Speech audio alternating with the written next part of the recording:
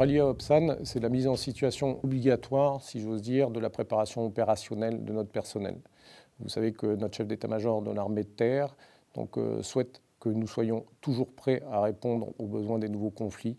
Et donc nous avons le devoir de cette préparation opérationnelle adaptée aux situations tactiques d'aujourd'hui et de demain dans le cadre de la haute intensité.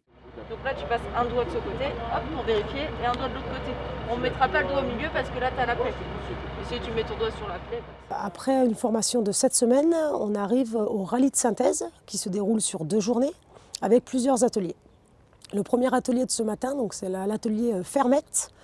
Cet atelier il a pour but d'évaluer nos auxiliaires sanitaires sur le RAYAN. Donc le RAYAN, c'est la suite d'une prise en charge effectuée par un secouriste au combat de niveau 2.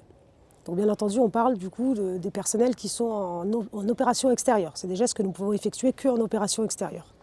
Et une fois qu'il aura fait ça, il va faire ce qu'on appelle l'évacuation. Vous avez pu voir qu'ils sont allés chercher du coup un brancard avec un plan dur si jamais il a un collier cervical parce qu'il est traumatisé. Et ils vont préparer l'évacuation dans le VAP sanitaire que vous voyez juste à côté de moi.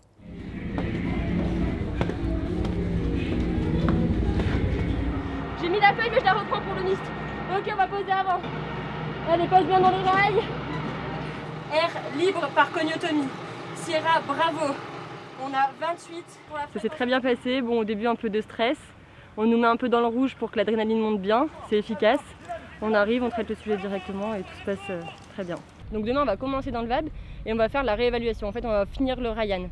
Donc on va regarder les constantes. On va vraiment continuer à stabiliser notre blessé. Ok, nickel. Ok, on va te sortir de là. Là, on t'emmène au poste médical, ça marche? Oui. Ok. Les brancardiers qui sont là. C'est bon? Ok, parfait. C'est bon. Ok, attention pour lever, lever. Ok, dans le sens de... Nous, notre travail, en fait, on est différents éléments. Il y a des Oxane sur les lieux d'incident et il y a des Oxane au poste médical. L'Oxane au poste médical, l'objectif, c'est vraiment d'être les petites mains des médecins et des infirmiers. Les médecins et les infirmiers ils font des prises en charge médicales et nous, on est plus dans des prises en charge secouristes, sauvetage au combat. Donc là, la première chose qu'elle va faire, c'est-à-dire qu'elle va rescoper notre blessé. Donc elle va prendre une tension, une SPO2, elle va remettre la victime sous oxygène et elle va réévaluer son blessé parce qu'il se peut qu'elle ait décompensé. Donc elle va s'assurer que tout le matériel qui a été mis en place soit efficace. L'objectif du Modulops, c'est que les Oxanes sont capables de prendre en charge un blessé de guerre, soit sur le lieu d'incident, soit dans le VAB, soit au poste médical. C'est vraiment ces gestes-là qui vont réaliser dans les opérations extérieures type le Mali. Aujourd'hui, je viens de passer mon rallye du Modulops.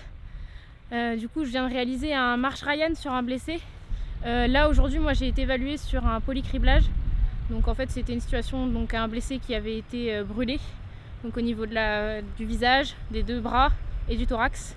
Le plus important, c'est de se fixer sur nos conduites à tenir. Si on connaît nos conduites à tenir, même dans les situations où on nous fait monter le papiton, comme vous dites, on peut y arriver. Il faut juste réussir à garder sa conduite à tenir.